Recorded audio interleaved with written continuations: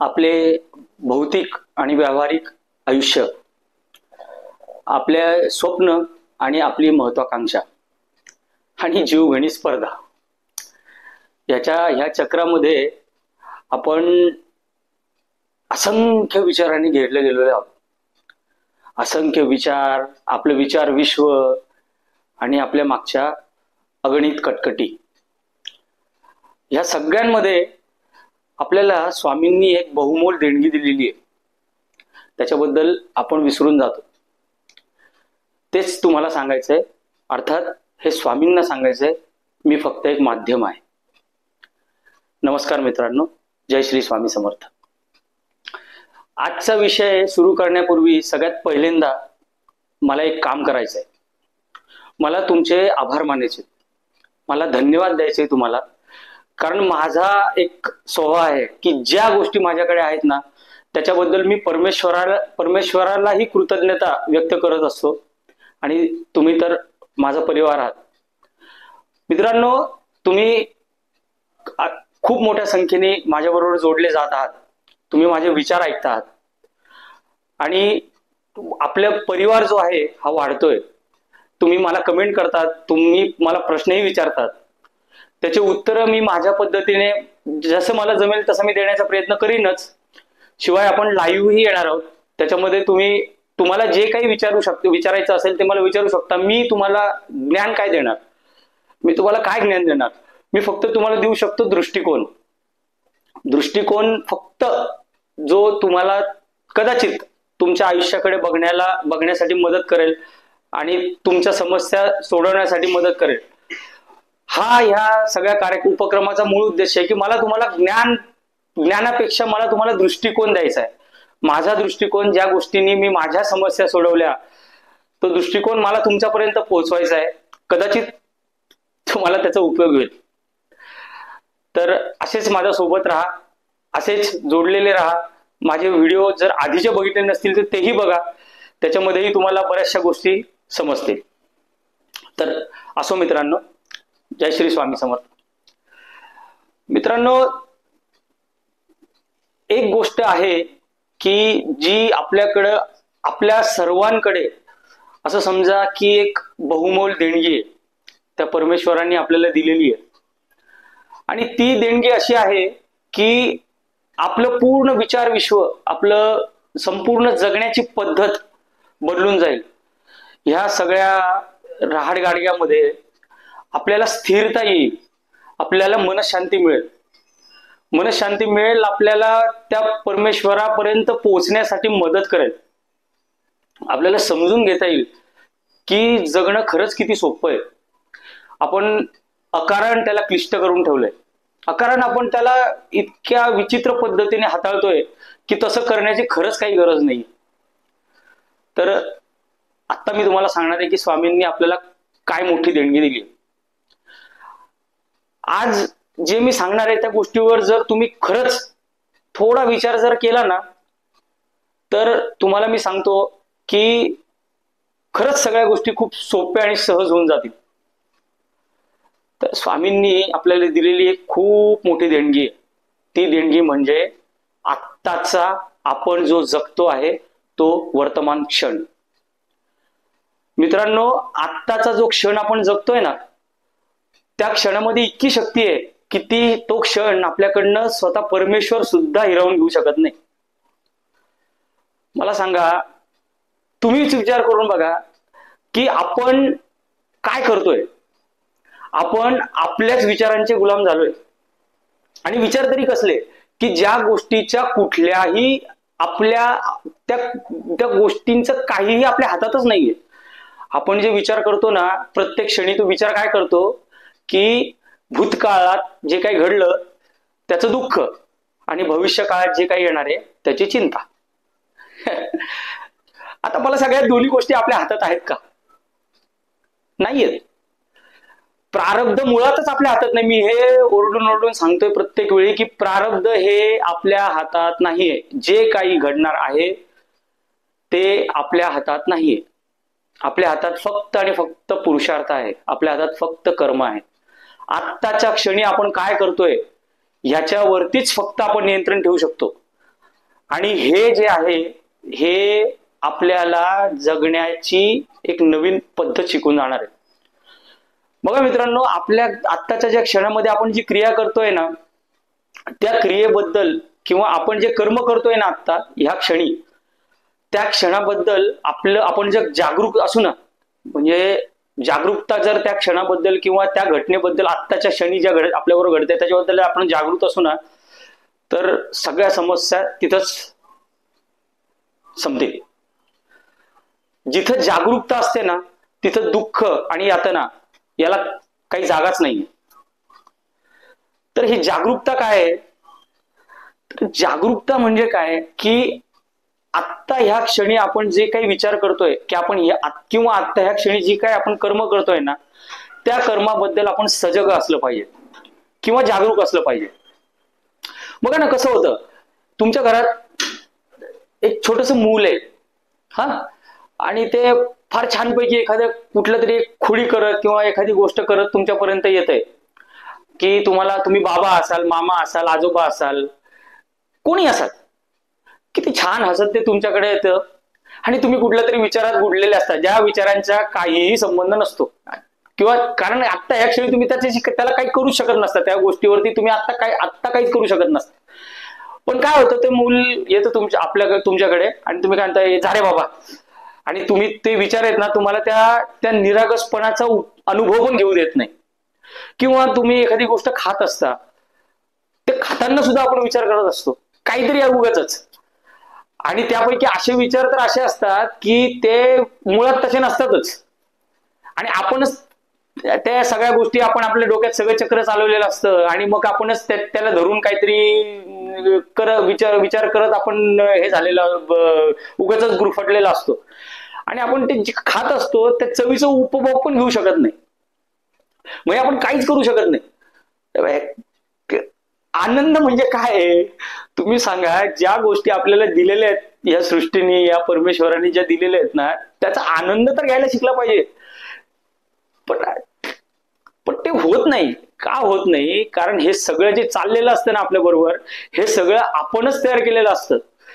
बघा, मी सांगतो, माझ्या अनुभवावरून सांगतो, विचारांना जर का व्यवस्थित वापरलं ना तर विचार ही आपली शक्ती आहे, आणि ते त्यांच्यावर जर नियंत्रण नाही मिळवलं ना तर विचारच आपल्या दुःखाचं कारण आहे, दुसरं काही नाहीये.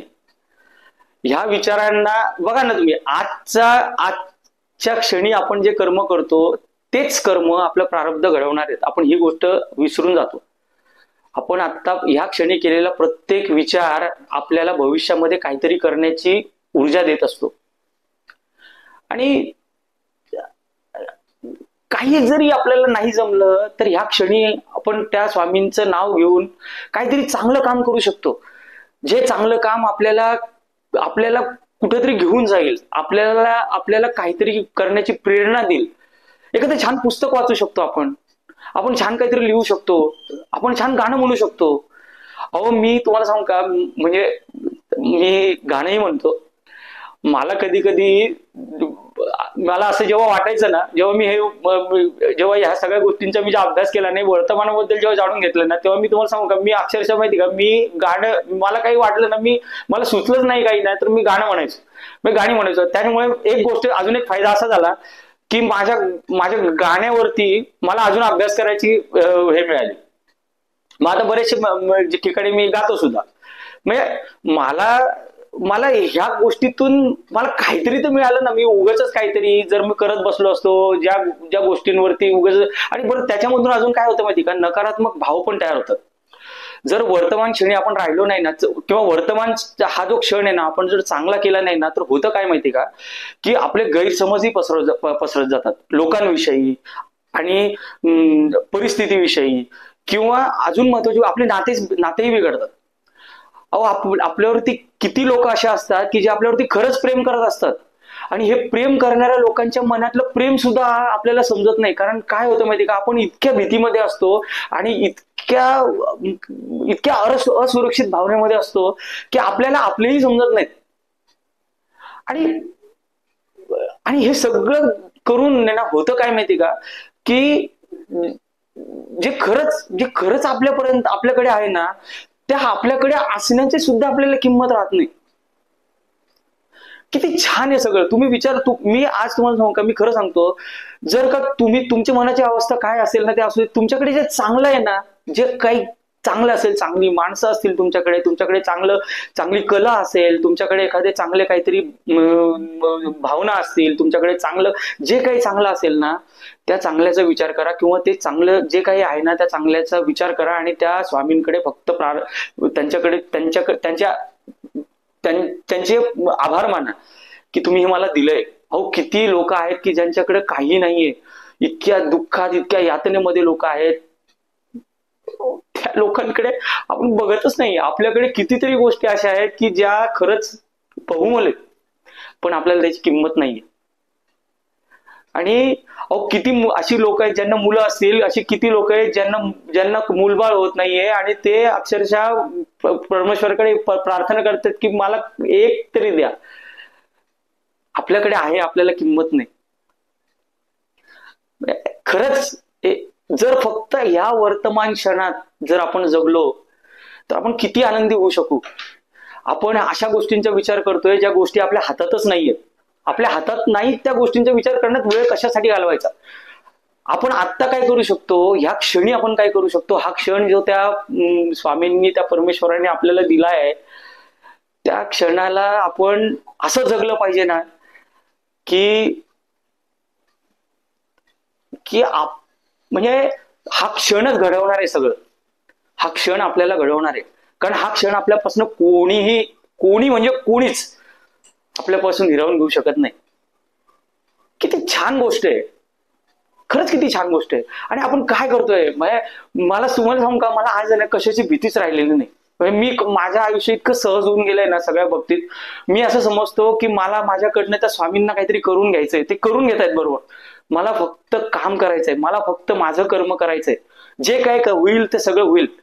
आणि अजून एक महत्वाची गोष्ट मी हा विचार केलाय की इतकं वाईट सगळं होऊन गेलं नाही, याच्यापेक्षा अजून वाईट काय होणार आहे आयुष्यात, काय होणार आहे वाईट, आणि जे काय होईल ते होईल, बघून घेतील स्वामी. मला नाही भीती वाटत कशाची. ही भीती निघाली म्हणून मी सगळ्यांमध्ये जो कोणी माझ्याकडे येतो त्याच्याशी मला जे काही चांगलं बोलता येईल ते बोलतो. मला ह्या माध्यमांनी तुमच्या बरोबर जोडलं गेलोय. मला जे काही वाटतं, मला असं वाटतं की मी जे काही केलं ते अजून लोकांपर्यंत पोहोचावं. मी तुम्हाला सांगू का, हे सगळं काही मी कुठेतरी हे नाही, हे सगळे माझे अनुभव मी बघितला या दृष्टिकोनातून माझ्या आयुष्याकडे. कारण मला जगायचं होतं. जगणं हा माझा अधिकार आहे. त्या परमेश्वरांनी मला जन्माला घातलंय, तर जगणं हा माझा सगळ्यात पहिला हक्क आहे. आणि तो हक्क जो आहे ना, हा मी असा वाया जाऊ द्यायचा नाहीये. मला काहीतरी करायचंय. मला खरंच काहीतरी, मला नुसतं मला ही जीवघेणी स्पर्धा, ठीक आहे, स्पर्धा सगळं मी व्यावहारिक जगात पण माझं काम करतो, माझं सगळं व्यवसाय आहे, मी सगळं करतो, पण त्याच्याही पलीकडे काहीतरी आयुष्य आहे, हा माझा विश्वास आहे. काहीतरी अशी गोष्ट आहे ज्याच्यासाठी माझा जन्म झालाय, आणि कदाचित हेच काहीतरी आहे म्हणून मी तुमच्या समोर आज बसलोय. मला माहित नाही काय होणार आहे, मी ह्याच्यातनं मला काय होणार आहे, लोक मला आवडत असेल नाही आवडत असेल, कोणाला काही म्हणायचं असेल किंवा कोणी म्हणत असेल काय, कारण ह्या व्यावहारिक जगामध्ये काय असतं, आपण सगळ्यात पहिले काय शोधतो की ह्याचा काय स्वार्थ आहे, वाटो बापडं, कोणाला काही वाटो, माझं काही म्हणणं नाही, पण मला हे करायचं आहे आणि हे मला मनापासून करायचंय. जे मी करतोय ते माझ्यामुळे माझ्या तुम्हाला जे काही मी सांगणार आहे, माझ्या एखाद्या माणसाचा दृष्टिकोन तयार झालाय आणि त्याच्यातून अजून त्या माणसाचं आयुष्य काहीतरी चांगलं घडलं आणि त्यांनी जर त्याच्यातून अजून कोणा 4 माणसांचं आयुष्य जर घडवलं तर किती छान काम होऊ शकेल. ते काम मला करायचंय आणि हाच माझा उद्देश आहे मित्रांनो. बाकी काही नाही, आयुष्यात सगळं होतं, सगळं आपोआप होत असतं. आपल्याला जे मिळायचं ते मिळत असतं, आपल्यापासून जे जायचं असेल ते जात असतं, सगळं काही होत असतं. आपण फक्त आपलं जे पुरुषार्थ आहे ना तेवढाच फक्त आपण करू शकतो चांगला. आणि चांगला पुरुषार्थ जर करायचा असेल तर आत्ता आपण काय करू शकतो, आत्ता ह्या क्षणी बस फक्त त्याचाच विचार करायचा. जे काही चांगलं करता येईल ते करा, त्याचं फळही तुम्हालाच मिळेल. जे काही वाईट कराल ह्या क्षणी, त्या क्षणाच्या नुकसानही तुम्हालाच होईल किंवा दुःखही तुम्हालाच मिळेल. सगळं आपल्या हातात आहे, सगळं आपल्या हातात आहे. हा जो पुरुषार्थ आहे हे सगळं आपल्या हातात आहे. चांगलं की वाईट याची निवड आपल्या हातात आहे. जर करायचंच असेल तर काहीतरी चांगलं करूयात ना. कशासाठी रडत बसायचं, कशासाठी दुसऱ्यांना कोसत राहायचं, कशाला, काय काय गरज काय. दुसरे कुठलीही व्यक्ती, कुठलीही परिस्थिती किंवा कोणीही आपल्या आयुष्यात काहीही करू शकत नाही. जे काही होतं ते फक्त आपल्यामुळेच होतं. जे काही होत असतं, जे काही घडत असतं, त्याला जबाबदार फक्त आणि फक्त आपणच असतो. आपली कर्म असतात आणि आपला पुरुषार्थ असतो. बस एवढंच असतं, बाकी काही नसतं. जे आहे त्याच्यासाठी त्या परमेश्वराची, त्या स्वामींची आभार माना, कृतज्ञ व्हा. इतकं छान दिलेलं आहे आपल्याला सगळं काही. आणि जे काही नाही आपल्याकडं त्याच्यासाठी कर्म करा, पुरुषार्थ करा. आणि संयम महत्वाची गोष्ट काय आहे की ही एक खूप महत्वाची गोष्ट आहे की आत्ताच पाहिजे, मला लगेच पाहिजे, कधी होईल, काय होईल, हे सगळं काही उपयोगाचं नाही. जे जेव्हा व्हायचं तेव्हाच होणार आहे. हे सगळ्यात पहिली महत्वाची गोष्ट आहे. जेव्हा जी गोष्ट व्हायची आहे ना तेव्हाच ती होणार आहे. त्यामुळे फक्त त्या गोष्टीसाठी आपण फक्त आपला पुरुषार्थ व्यवस्थित करणे हे फक्त आपल्या हातात आहे. म्हणजे ती गोष्ट अजून चांगली मिळेल आपल्याला. आपल्या अपेक्षेपेक्षा चांगलं आयुष्यात घडणार आहे. विश्वास ठेवा, तुमच्या ज्या अपेक्षा असतील आयुष्याकडे बघण्याच्या, तुमच्या फक्त पुरुषार्थावरती लक्ष दिलं ना तर तुम्हाला जे पाहिजे ना त्याच्यापेक्षा खूप जास्त मिळेल. तुम्हाला अद्भुत वाटेल सगळं की अरे. पण हे कधी होईल माहिती का, जेव्हा हे जे कर्म आहेत ना आपले, त्या कर्मावरती, आपल्या विचारांवरती आपलं पूर्ण नियंत्रण असेल तेव्हा. तर मित्रांनो, आजपासून एक सवय लावून घ्या. या आत्ताच्या क्षणामध्ये जगायला शिकूया आपण सगळे. शिका म्हणजे आत्ता ह्या क्षणी, हा क्षण इतका महत्वाचा आहे. जे तुम्ही जगताय ना आता, तो क्षण इतका महत्वाचा आहे की हा क्षण तुमच्यापासून स्वतः ब्रह्मदेव सुद्धा हिरण घेऊ शकत नाही. त्यामुळे कृपा करा आणि ह्यावरती विचार करा. आणि परत एकदा सांगतो, जास्तीत जास्त सबस्क्राईब करा, जास्तीत जास्त लोकांपर्यंत माझे विचार पोहोचवा, शेअर करा, लाईक करा, तुमचे कमेंट करा, तुमचे प्रश्न विचारा. जे काही असतील मी सगळ्यांना प्रयत्न करीन उत्तर देण्याचा. मी काम करतो. म्हणजे मी तुम्हाला सांगू का, मी जेव्हा मला असा वेळ ठेवलाय की ज्या वेळेमध्ये तुमचे कमेंट मी वाचतो सगळे, आणि मला जेवढं शक्य असेल ना तेवढं मी त्या कमेंट्सला प्रतिक्रिया द्यायचा विचार करतो. म्हणजे रिॲक्ट किंवा त्याला उत्तर द्यायचा प्रयत्न करत असतो. त्यामुळे मला जेवढं शक्य आहे तेवढं मी माझ्या बाजूने करीन. कारण माझे सगळे वेळ जो आहे, माझ्या कामासाठीचा वेळ, ह्या गोष्टीसाठी लागणाऱ्या गोष्टींचा अभ्यास करण्याचा वेळ, आणि तुम्हाला तुमच्यासाठी हे सगळं करण्याचा वेळ मी सगळं ठरवून ठेवलं. त्यामुळे त्या वेळेत मला जे काही करता येईल तेवढं मी करेन, हे तर नक्की आहे. आणि हा माझा परिवार जो आहे ना, आज खरंच मला खूप छान वाटतंय. तुम्ही लोक माझ्याबरोबर जोडले गेले. माझा परिवार आहे, तयार होतोय. मैं चलता रहा और कारवा जुळता गया. बस एवढंच बोलतो आणि आज इथंच थांबतो. जय श्री स्वामी समर्थ. खूप खूप धन्यवाद.